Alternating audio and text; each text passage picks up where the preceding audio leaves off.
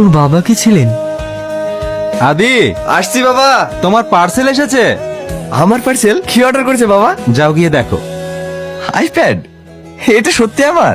হ্যাঁ, তুমি অনেকদিন ধরে কষ্ট করে পড়াশোনা করছো, তাই তোমার জন্য ছোট্ট একটা উপহার। বাবা, আমি বিশ্বাস করতে পারছি না। থ্যাংক ইউ বাবা। খুশি হলে? শুধু খুশি না, আমি আকাশে উড়ে যাচ্ছি মনে হচ্ছে। আজ থেকে আমি এতেই পড়াশোনা করবো, ছবি আঁকবো, ভিডিও করবো, সব করবো। কিন্তু একটা শর্ত আছে। কি শর্ত বাবা? সময় মতো পড়াশোনা, আর তুমি তোমার স্বপ্নকে কখনো ছাড়বে না। কথা দিচ্ছি বাবা, এই আইপ্যাড আমার শুধু গিফট না, এটা আমার স্বপ্নের শুরু। পাগল একটা। ভয় পেয়েন না, ধীরে ধীরে বলুন, কি সমস্যা আপনাদের? সরকারের কাছে 3 বছর ধরে আবেদন করছি ঘরের জন্য, আজও কিচ্ছু পাইনি।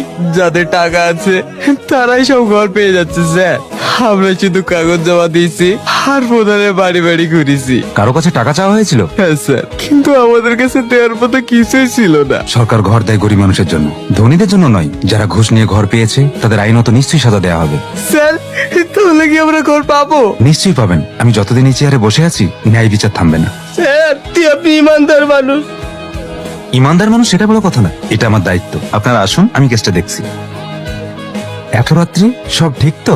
হ্যাঁ, একটু ভিতরে বসে কথা বললে ভালো হয়।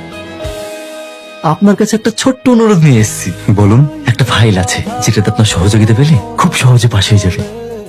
নিয়ম মেনে? আসলে পুরো নিয়ম মেনে না, তবে এতে অনেক মানুষের উপকার হবে। নিয়ম ভেঙে মানুষের উপকার মানেই তো অন্যায় শুরু। এমএলএ সাহেব, আপনার একটা সাইন পড়লে আর কেউ কোনো প্রশ্ন করবে না। আপনি ভুল বাড়িতে এসেছেন। আমার কলম শুধু সত্যের পক্ষেই চলে। আপনি তো জানেন আমার পিছনে বড় বড় লোক আছে। আর আপনিও জানেন আমার পেছনে আছে আইন আর জনগণ। তার মানে আপনি সাহায্য করবেন না, তাই তো? যদি কাজটা সঠিক হয় তাহলে কালকে থানায় এসে ফাইলটা জমা দিন, আর যদি ভুল হয় তাহলে আজ থেকে সাবধান হয়ে যান। আর হ্যাঁ, একটা কথা মনে রাখবেন, ঘুষ আর ভয় দেখিয়ে সবাইকে কেনা যায়নি। নমস্কার আছে সাহেব, আপনার জন্য রসগোল্লা এনেছি। হঠাৎ রসগোল্লা? রসগোল্লা আমি খাই, কিন্তু ইদানিং অ্যাসিড মিশানো রসগোল্লা চলে না, শুনেছেন তো? আপনি কি যে বলেন, আমরা কি আপনার কোনো ক্ষতি করব? নিন, আর এটা রাখেন।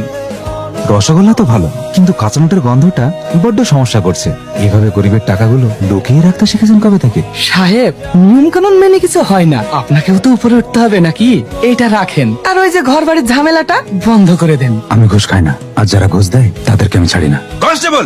দাঁড়ান দাঁড়ান দাঁড়ান, অত সিরিয়াস হয়েন না, এই গ্রাম তো আমার হাতেই চলে। রসগোল্লা হেঁটে নিন, সোজা বাড়ি যান। যান! কিন্তু আমরা তো জানি তোর বাবা গ্রামের লোকজনের সঙ্গে খারাপ ব্যবহার, অসৎ কাজকর্মে জড়িত ছিল বলে গ্রামের লোকজন তাকে মেরে দিয়েছে। না, গ্রামের সাধারণ মানুষজন আমার বাবাকে মারিনি। বাবা, ওই পুলিশটা আমাদের মাথার উপরে উঠে বসছে। হাঁটু বয়সের ছেলে, সাহস দেখেছো? ঘুষ নেয় না, সারাক্ষণ শুধু কাগজ নিয়ে পড়ে থাকে, আবার ধরে ধরে আমাদের ছেলে